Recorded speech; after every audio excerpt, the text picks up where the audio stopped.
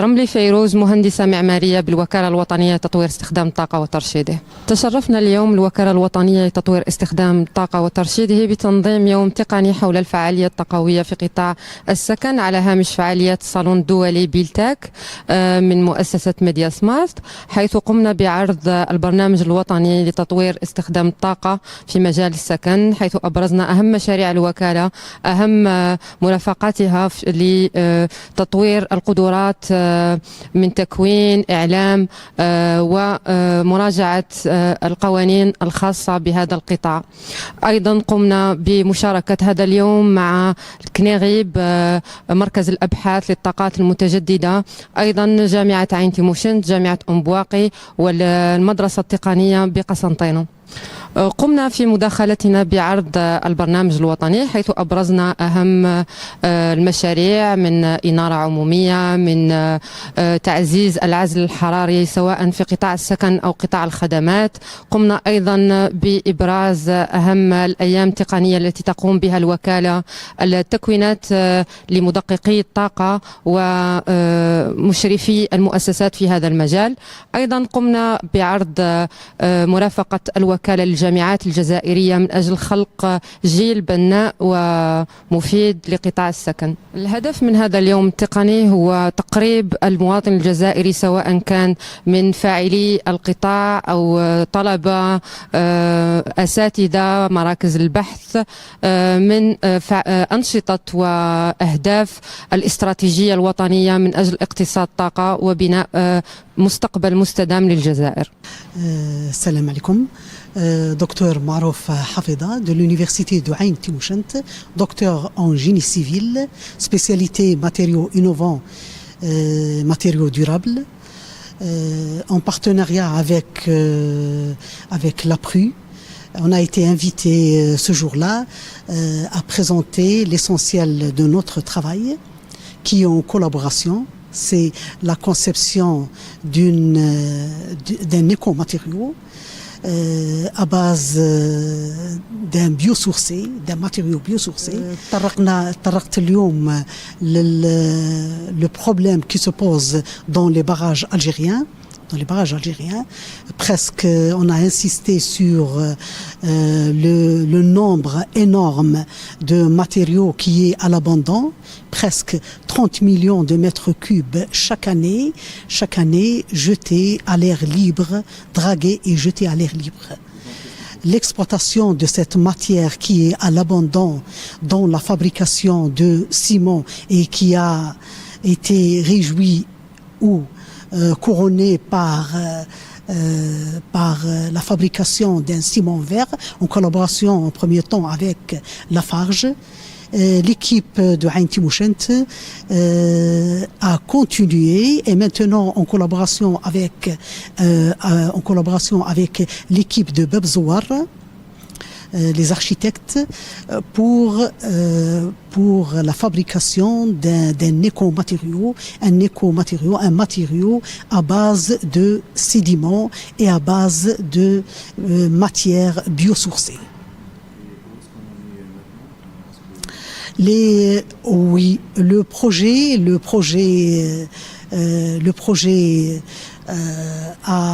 on a réussi à la fabrication d'une brique qui est avec des matières biosourcées et des matières géosourcées naturelles. J'encourage et j'insiste à l'utilisation de recyclage des déchets dans la fabrication des matériaux. Salam alaikum. Je suis docteur Badesh Mounira, enseignante à l'université Al-Arbi Ibn Mehdi au département d'architecture et membre du laboratoire ABE, architecture bioclimatique et de l'environnement à Constantine. J'ai eu l'honneur de présenter aujourd'hui, en collaboration entre l'université et l'APRU, une thématique, une présentation qui vise la réduction de la consommation énergétique. Son intitulé, c'est pour une efficacité énergétique des bâtiments de bureaux à Constantine. Il s'agit d'une synthèse, d'un travail de recherche qui a été fait dans le cadre d'une préparation d'une thèse et qui a visé la réduction de la consommation énergétique dans un bâtiment de bureau, dans un climat contrasté, comme le climat semi-aride de Constantine, et où on a mis en valeur l'ambiance interne, l'ambiance de l'air intérieur dans lequel vivent les occupants et qui a une influence directe sur leur productivité et sur leur rendement. Et à partir d'une simulation thermique, on a essayé d'améliorer les conditions intérieures à partir d'un logiciel et où on a fixé certains paramètres relatifs à la façade vitrée. Non, c'était juste actuellement, il s'agit... L'idée, elle n'est pas innovante dans ce sens-là, mais la valeur de l'idée, c'est que ici, la réglementation, elle ne prend pas en considération le climat. C'est-à-dire que le même bâtiment qu'on trouve ici à Constantine, il peut être réalisé à Alger, au sud. Et donc, on a essayé de mettre en valeur l'importance de travailler un bâtiment qui soit adapté à son climat. Donc, il faut vérifier le contexte climatique avant de faire n'importe quelle conception architecturale. Je vous remercie. Alors, bonjour à tous, c'est Madame Limem, je suis docteure et chercheuse au CNERIB, le Centre national d'études et de recherche intérieure au bâtiment, qui est sous tutelle du ministère de l'Habitat. Alors aujourd'hui, j'ai présenté un projet pilote qui est implanté au CNERIB. Il s'agit d'un projet qui sert à la gestion de l'énergie dans un bâtiment à type tertiaire. L'objectif de ce projet, l'objectif principal de ce projet, c'était réaliser des économies d'énergie à l'intérieur d'un bâtiment, afin de réaliser des économies en termes, par exemple, de coûts de la facture d'électricité, par exemple pour le citoyen, et aussi comme réponse comme vous savez, après ratification de l'accord de Paris par l'Algérie, elle est en mesure de répondre, par exemple, chaque année avec des rapports, etc., qui sont envoyés à d'autres institutions, etc. Alors, on a besoin de réaliser des économies d'énergie afin de répondre à cette problématique énergétique et climatique en même temps. Alors, mon passage aujourd'hui était une réponse directe aux ambitieux des projets de gouvernement en termes d'efficacité énergétique et surtout de la transition énergétique pour un meilleur avenir. Voilà, pour notre étude, nous avons déjà réalisé, on a obtenu des résultats qui sont déjà la majorité publiés en termes de monitoring, c'est-à-dire un diagnostic et des mesures pour tout ce qui est les paramètres de confort thermique, tels que la température, l'humidité, etc. Et même en intégrant des systèmes intelligents de gestion de l'énergie, nous avons réalisé des simulations qui ont contribué et qui ont montré que avec l'utilisation de quelques techniques, par exemple avoir une enveloppe bien étanche et isolée, et quelques techniques de gestion de l'énergie, par exemple, on pourra réaliser des économies d'énergie qui pourra dépasser les 50% pour un logement tertiaire pour notre cas. Bon, salam alaikum, c'est Dr Filali Abdelkader, enseignant-chercheur à l'école polytechnique de Constantine, dans le département génie mécanique, spécialité énergétique.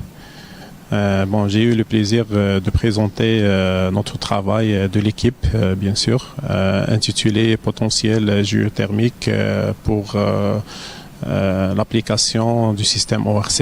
Et le cas d'étude, c'est la station thermale Chellala pour la production d'électricité. Bien sûr, c'est un projet international financé par l'UNESCO, le projet AJCP 636. C'est un projet qui a débuté en 2020 et qui va finir en 2025. L'objectif, bien sûr, de ce projet de l'UNESCO, c'est le partage de savoir-faire de 18 pays, en considérant l'Algérie aussi. On représente l'Algérie. L'objectif, bien sûr, aussi, c'est d'exploiter les ressources géothermales en Algérie pour la production d'électricité. Nous avons déjà pris le cas de Hammam Chellala à Guelma, vu les caractéristiques importantes de la température élevée des ressources thermales et aussi le débit.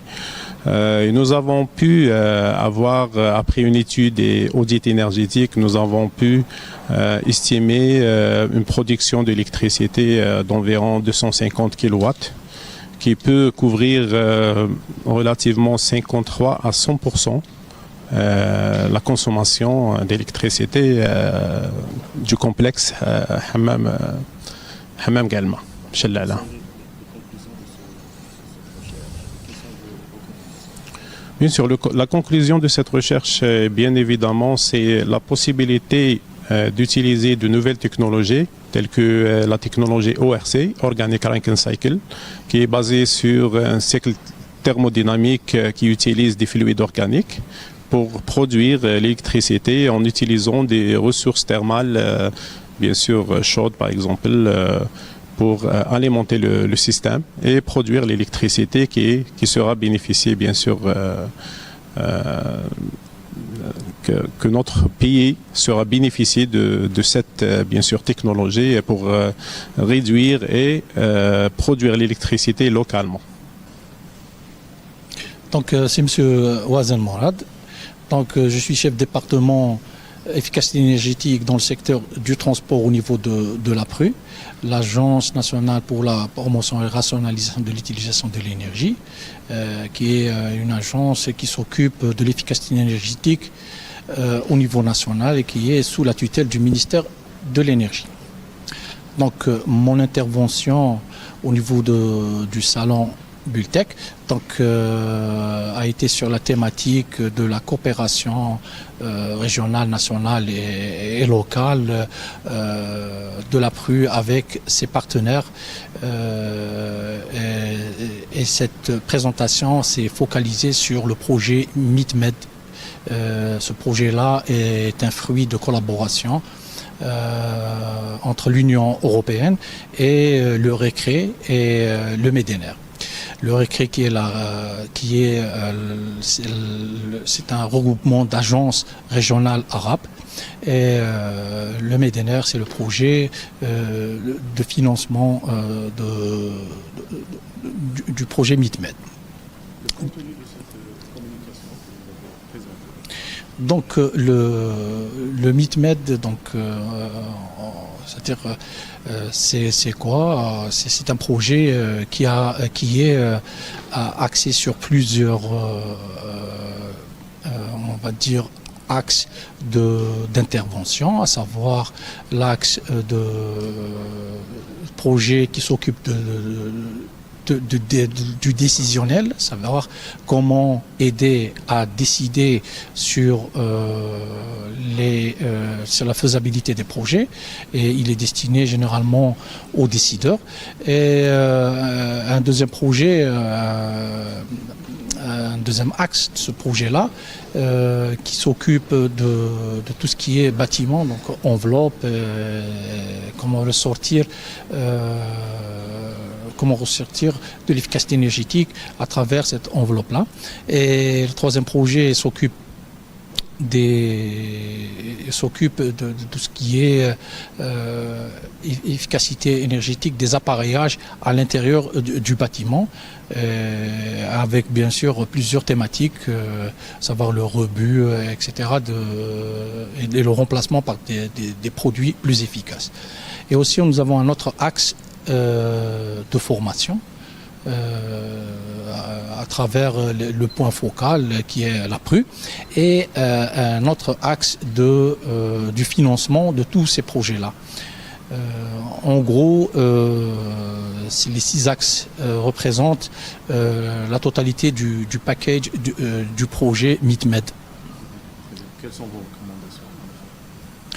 À travers cette journée technique, donc nous conseillons tout le monde à voir et à consulter tous les rapports qui seront le fruit du projet MITMED 2. C'est intéressant pour eux.